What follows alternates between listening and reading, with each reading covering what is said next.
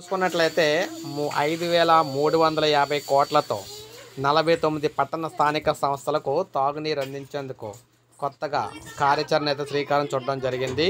పురపాలిక పట్టణాభివృద్ధి శాఖ ముఖ్య కార్యదర్శి సురేష్ కుమార్ గారు అయితే తెలియజేశారు.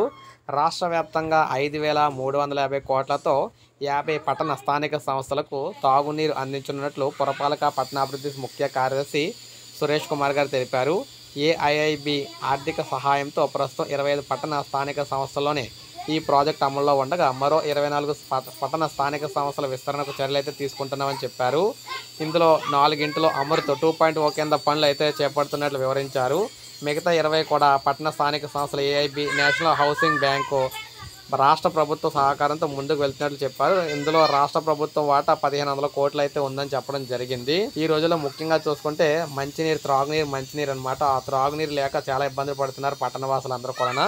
అందువల్ల మళ్ళీ కొత్తగా 25 పెద్ద పట్టణాల్లో మనకి మంచినీళ్ళకి సంబంధించి కొత్త కార్యక్రమం కోసం 5,000 కోట్లు కేటాయించడం జరిగింది. సో ఇది మనకి ఒక మంచి న్యూస్ అని చెప్పుకోవచ్చు ఏపీ ప్రజలకు. సో ఇది మనకు అప్డేట్. ఒక లైక్ చేయండి, సబ్స్క్రైబ్ చేసుకోండి, మన ఛానల్ సబ్స్క్రైబ్ చేసుకోండి.